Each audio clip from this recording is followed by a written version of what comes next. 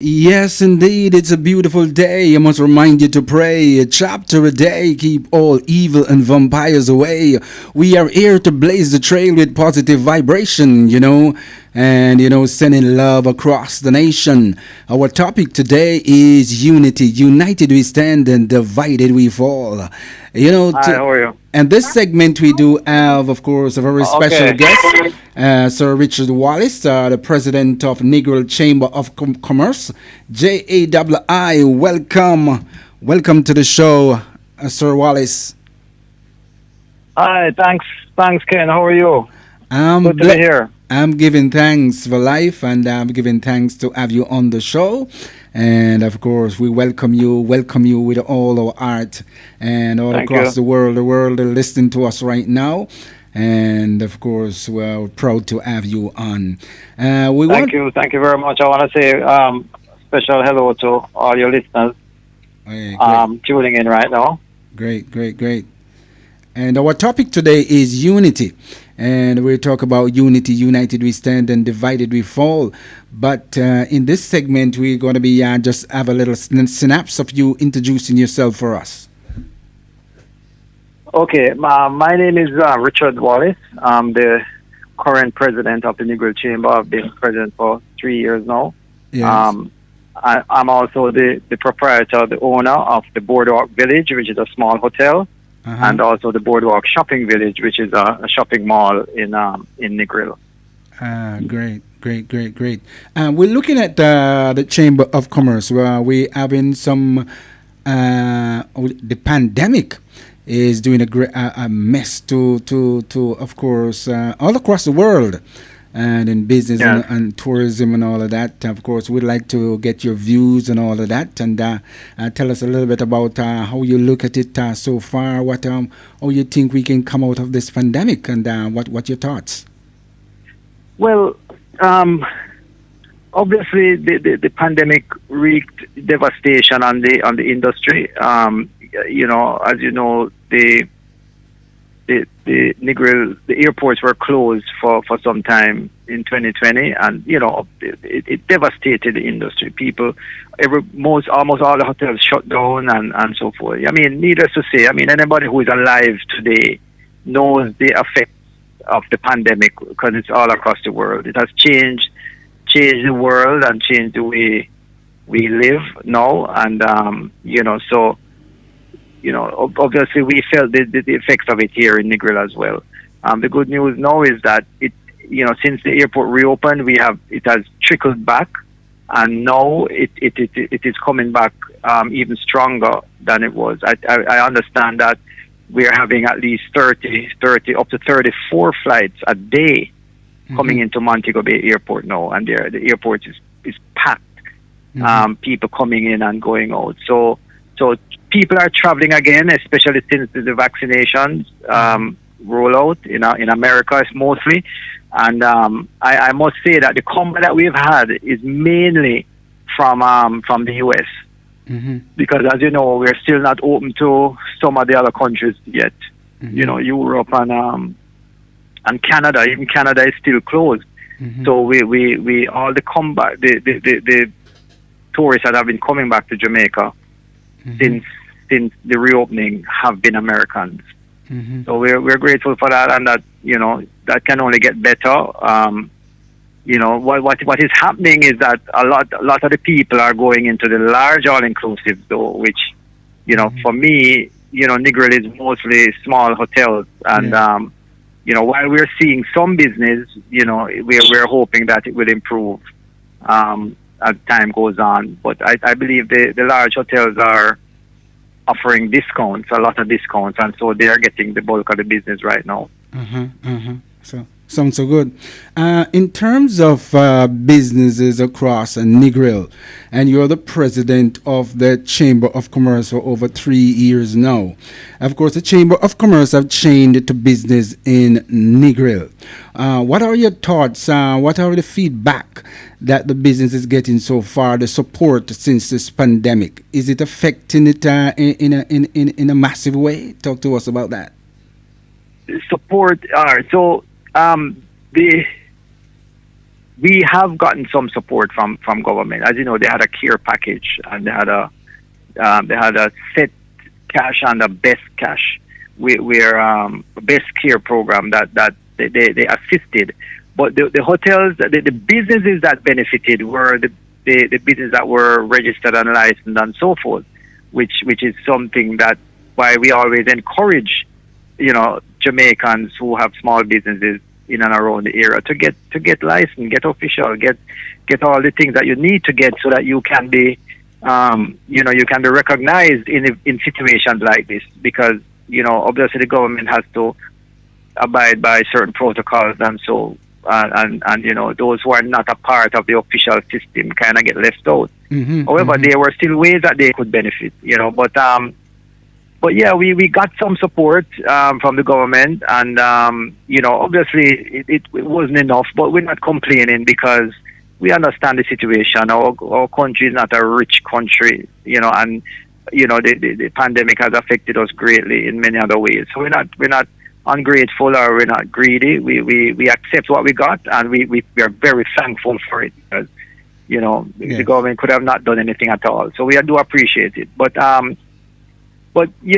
many businesses suffered, especially with the curfews, the early lockoffs, and so that devastated a lot of businesses. And as you know, yesterday was a big day in Jamaica, because they have moved the curfew back to 11 p.m. And that will give businesses a lot more time to make money and to bring back employees, because up to now, most small businesses or hotels, even hotels, were operating on one shift only, because they couldn't have to close at a certain time, so they had one shift. Most of them that used to operate with two shifts. So what that means is that even if you kept all your employees, they're only working half the time and getting half the salary that they would have gotten.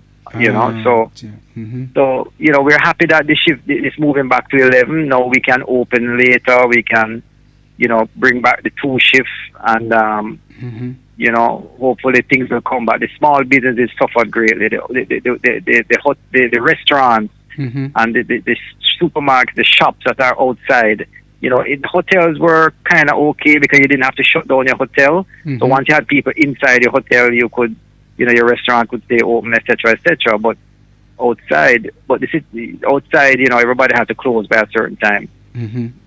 So we were happy that this has occurred, and we are very, at the same time, we're very wary of the fact that if we don't act responsibly, especially in the entertainment industry, which has opened back, that it can backfire on us.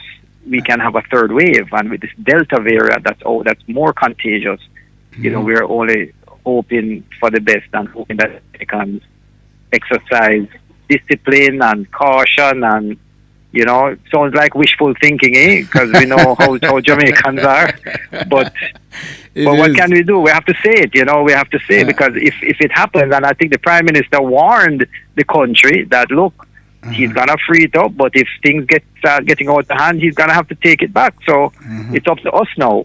It's up to us. So we'll see what happens.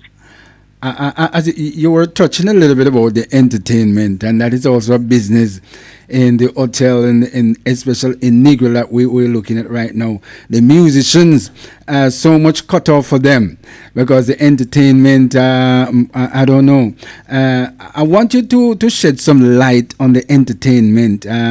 If you have any vision, speaking from the Chamber of Commerce perspective, our personal perspective, or you see the vision of getting forward the entertainment going forward, and persons in the entertainment fraternity started to see some funding going into their pocket. How do you look at it?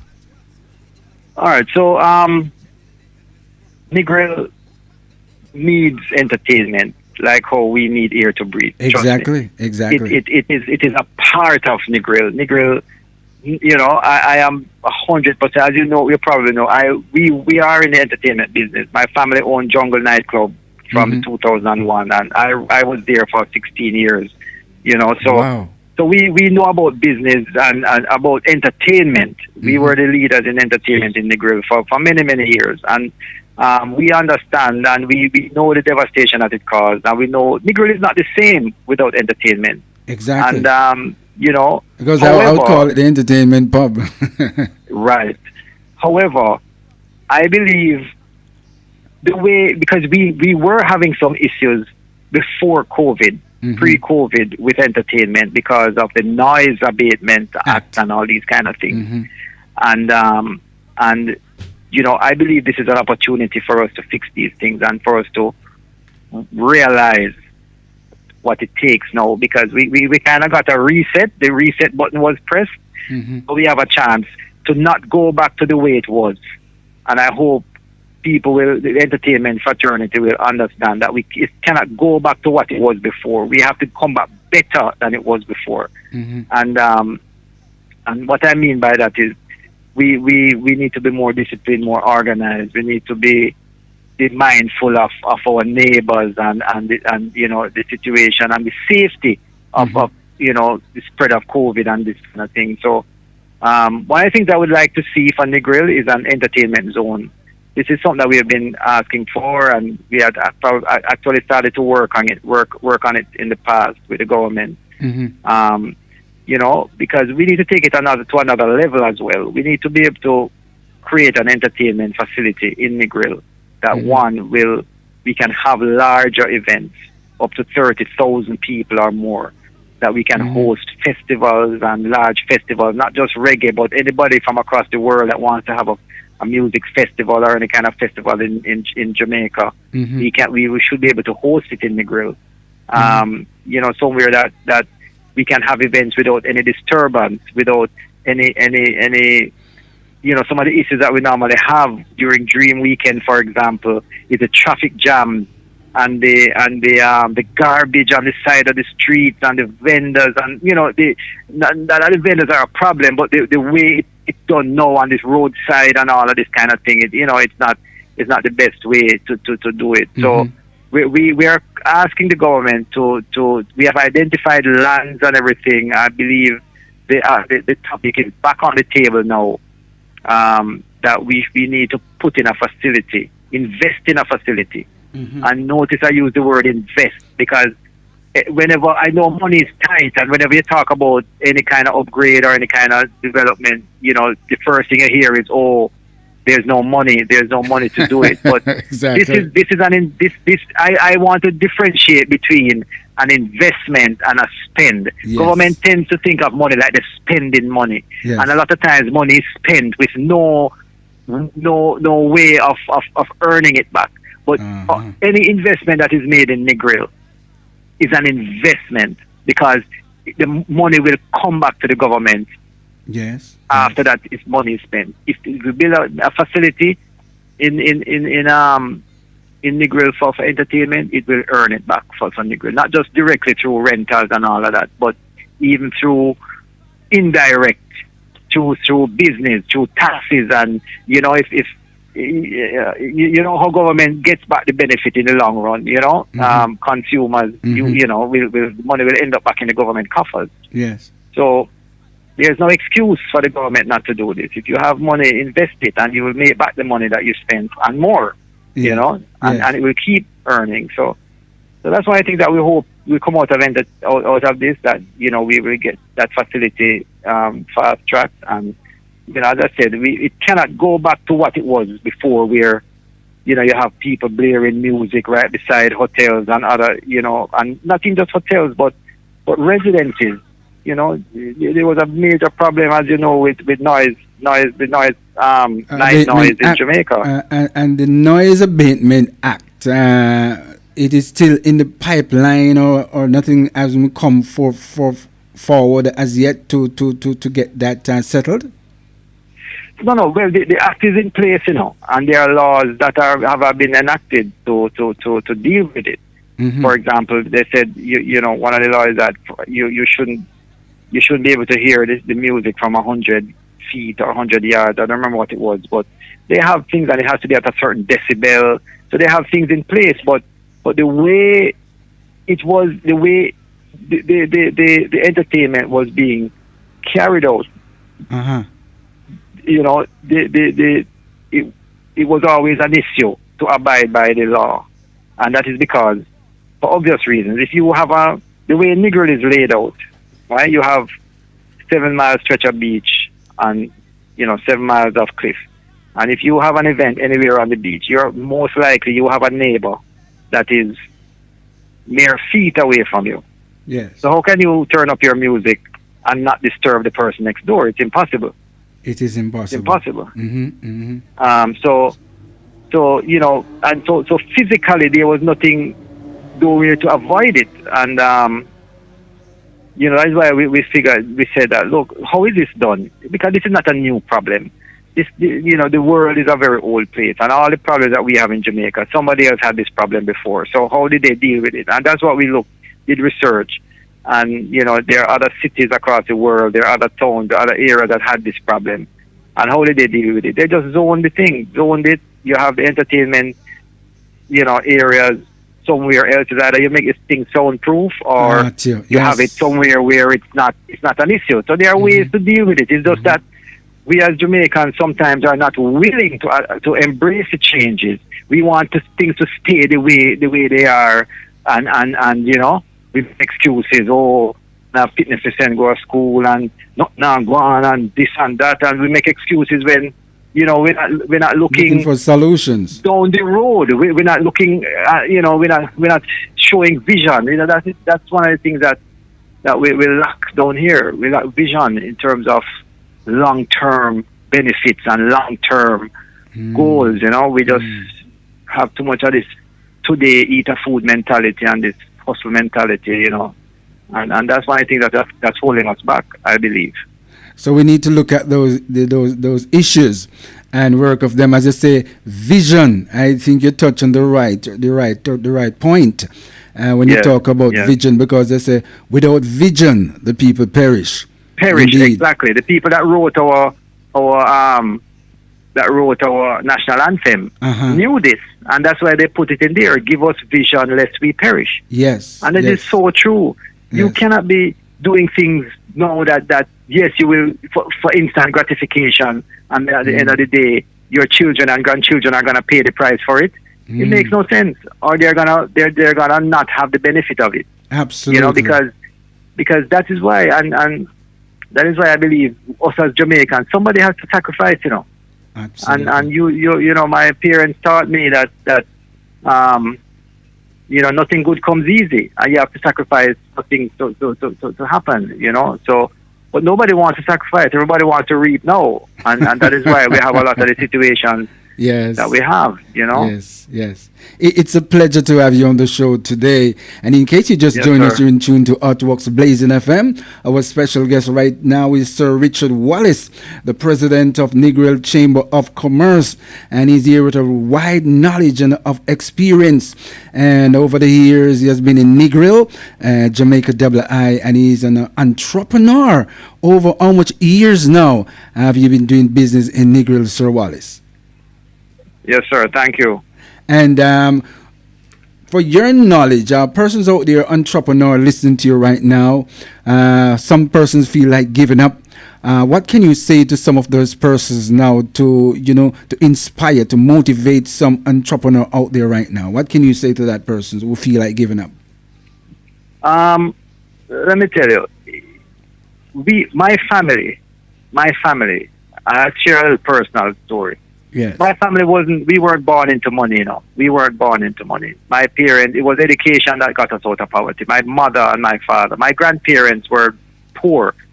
Yes. Outside kitchen and pit latrine, poor. That's what I'm talking about. But they ensured that their children, my mother, their daughter, had a good education, and they made sure of that. My mother used to walk 5 miles to school barefoot. She doesn't like when I talk about it, but I think it is something that should be spoken about. Yes, my mother, you can't tell it to the world. My mother, Richard Wallace's mother, used to walk as a little girl. Used to walk from McNeil Land to Paul Island barefoot to go to school. in the hot sun. You understand? Yes. People look at us now and say, "Oh, we're rich and with this and with that." They don't know where we're coming from. So anyway, that is education. My mother was bright and she went through school and she got to a point where she got a job at the bank and all of this. And you know, she realizing the importance of education, made sure that all her kids were educated. All of us went as far as we wanted to go. All of us have college education and all that. Because you know, my father and my mother worked hard. That's the importance of good parenting, and we're not seeing that anymore. Good parenting is critical. A lot of the problems we're having in this country is because of poor parenting and people having children and doing business with them and not raising them properly. Yes. Anyway, you know, how we got to where we are today. They work. They go to the bank with an idea, borrow a little money, invest it, do business, you know, pay back the loan, borrow some more, pay back until we ended up where we are. It's all true. It's true that, and it can happen. It can happen that way.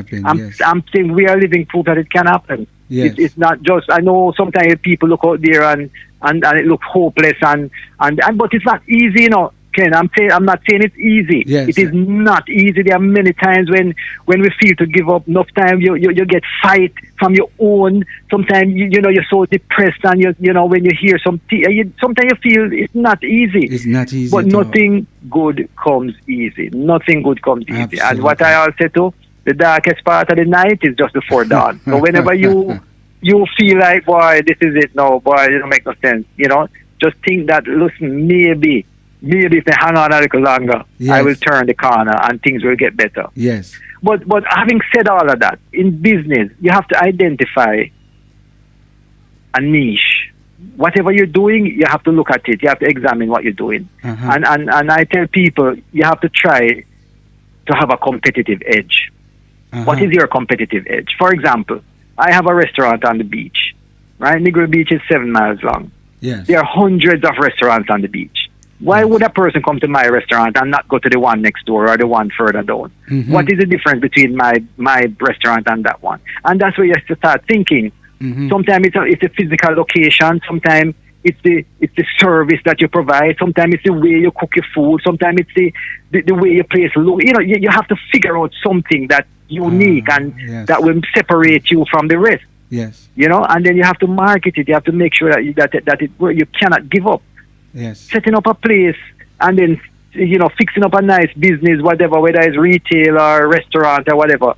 It don't make sense. You fix up a business and then when you finish now, you sit down in front of your shop and with your hand on your jaw and wait for people to come, and then when nobody not come, you say, boy, your salt or not now go on. No, it doesn't end there. Yes. You have to go out and market your business now. You have to look, you know, try and get business. No, it's easier because now you have social media, which is free to the world. It's free to everybody who knows to use it. Yes. And you know. So it's all come down that you was talking about education. Right. And learn how to use the social media. But you know, there at the same time, you know, you don't have to be educated to be smart. You know, you can be smart. I know a lot of people out there who are very smart, but they don't have a formal education. Mm-hmm. But they have what you call street sense. You know what I mean? And they can do and make it and figure things out, and some of them are very successful. Yes. So it's not a one shot thing. You know, you have exceptions to the rule in every case.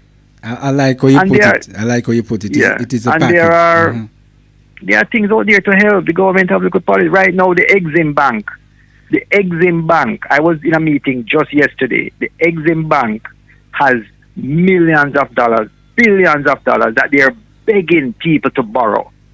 They're begging people to borrow at 4.5%. They can borrow up to between $5 million and $25 million, but to do something in the productive sector, whether tourism or manufacturing or something. They're begging, and this is for small properties, but it requires some paperwork.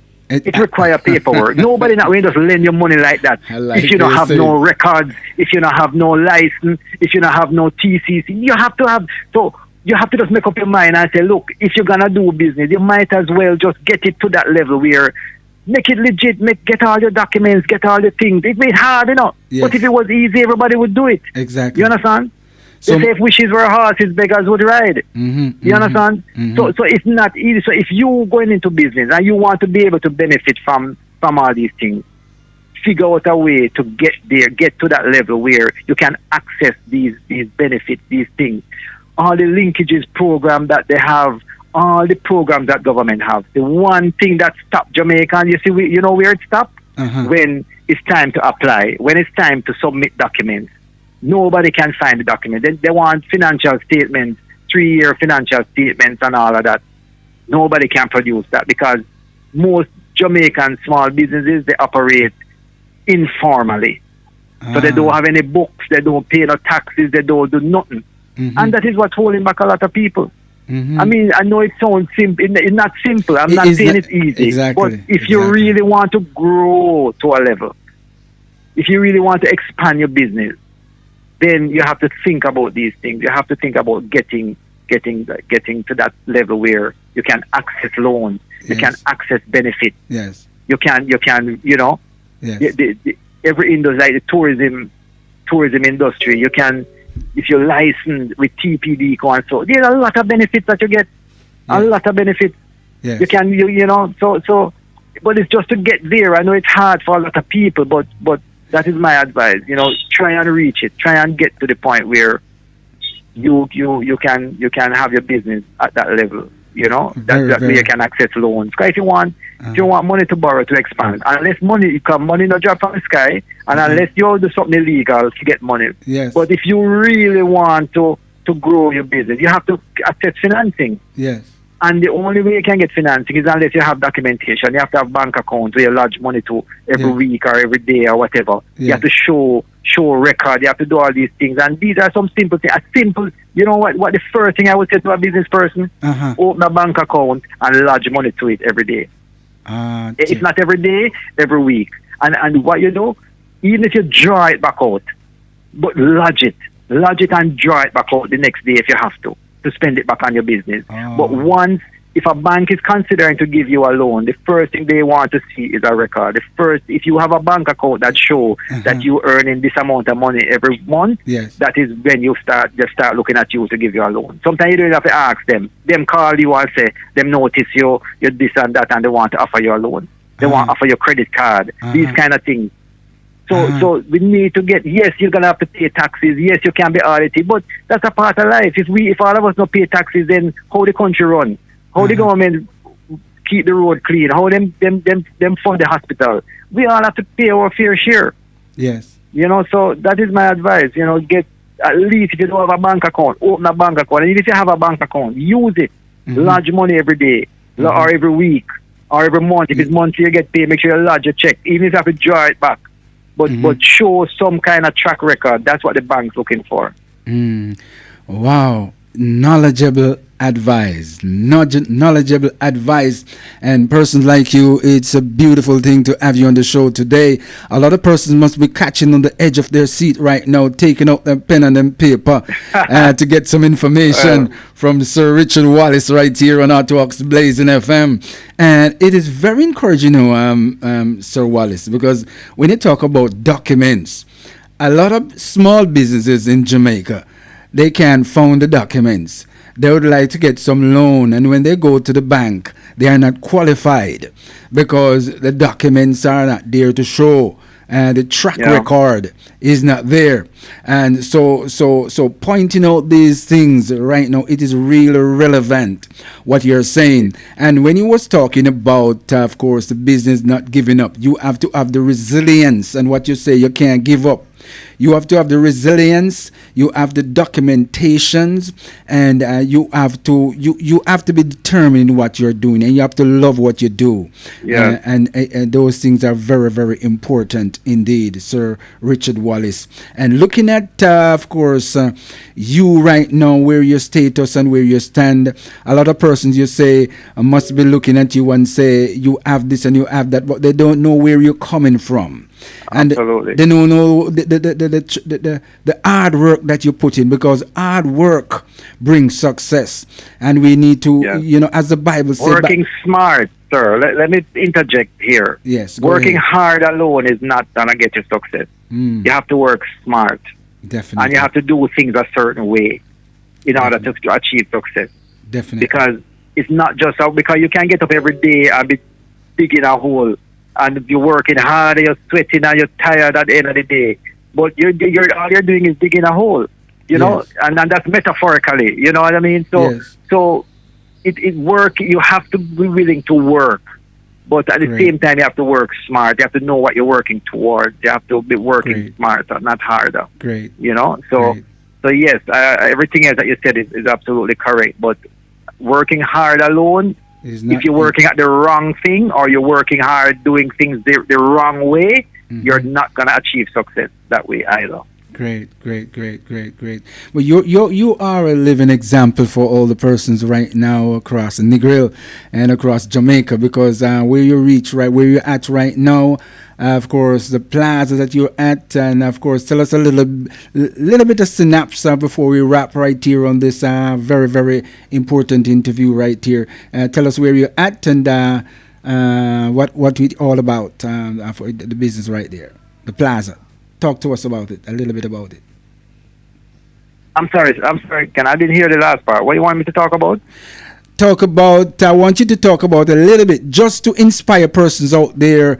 Of course, the plaza that you're at right now, your business, a little bit about your business. Okay, about and my where, business. yes, and where it is. Okay, so I'm the proud owner of the Boardwalk Village, a small hotel. We have 21 rooms. We're on the beach, next door to Sandals, and we do a lot of excursion buses, tour buses come here to spend the day before they go to Ricks and so.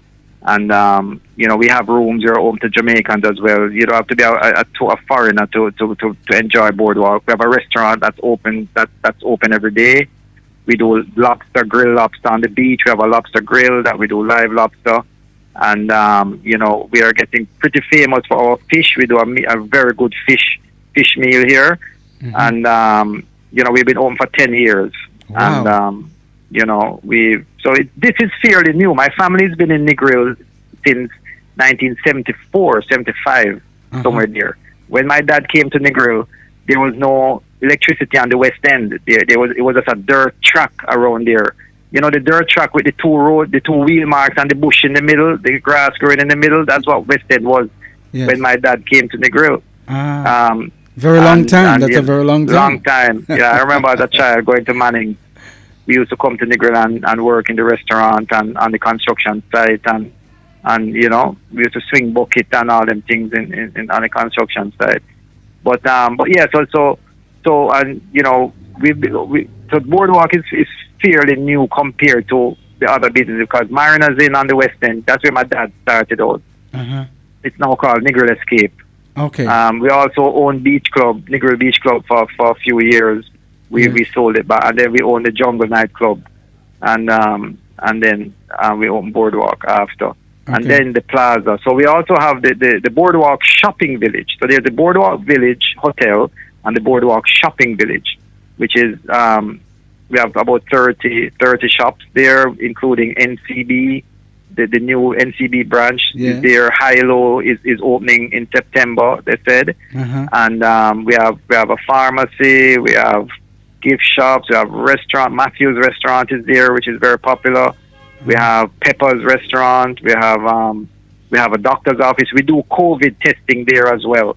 So all the people that need to do a COVID test to leave the country, they can get it done at Boardwalk at the Plaza. Wow. So and we have hair salon, we have barber shop, we have boutiques, we have we have a printing place that does printing and stuff like that.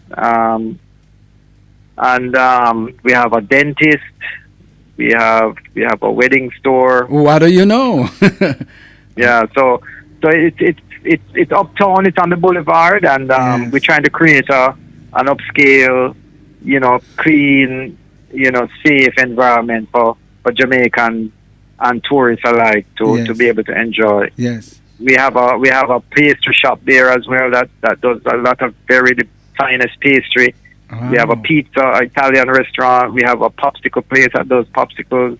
Wow. So we have some craft shops. So we have a good mix of businesses there. So just want to let everybody know about that. Different strokes for different folks. Absolutely. Yes, beautiful, beautiful indeed. Right there at Norman Mandela Boulevard. Some people call it AKA Beach Road, right here in Negril. And a boardwalk, of course. It's not far from Boardwalk either. It's 3 minutes drive between the two boardwalks. It's about 3 minutes drive. Okay, but it's on the boulevard. Great. Thank you very much, of course, Sir Richard Wallace, to drop by on the show today. And of course, you inform a lot of persons out there, persons who never know all of these places right there on that location will be rushing down to come. Of course, the full joy, of course, the pizza, whatever, to go to the doctor's office to take, of course, the COVID test and all of that testing, a lot of stuff right there, indeed. And of course, we're going to be giving you about 30 seconds to do a wrap, and of course, to make some shout out to some of your family, friends, and persons who you feel the vibe to say hi to. You're on. Go ahead. Well, first of all, I just want to thank you, and just want to say, keep up the good work that you're doing. We know it's hard sometimes, but I just want to encourage you to continue to spread good vibes and good messages out there to the public. We need more of that. Jamaica is a great country where I believe Jamaica is the best country on earth. We have everything that we need here. What we need is for the Jamaicans to realize what we have and start cherishing it and dealing with it better. And we have enough here. God has done all the work for us here. He created paradise for us. Yes. And all we need to do is to just appreciate it and to use it in the way, use it with vision, and we can all be okay. We can all be happy. Jamaica can be a rich country from tourism alone, I believe, if we just get our act together and we just do it the right way. What we're doing now is foolishness. It's a waste of time. Yeah. We have one of the best beaches in the world, and look at what we have it doing with. So just imagine if another country, a developed country, or somebody, not even developed, somebody that have a vision for tourism, had a beach like this, what they would do to it to make money for their people. And Negril Beach is not just for Negril people, it's for the entire country. We can all enjoy it, and we can all benefit from it if we just do things the right way. It's like, and as I said, that's all I want to say. I want to thank you for having me, and good luck with your radio station. And if you want me to come back anytime soon, I'll be happy to do so, sir. Okay, Take care. You always be a part, Mr. Wallace, and of course, enough blessing, and continue to do the good works. Love and peace every time. Thank you. Take care, brother. All the Blessings. best. Yeah, man.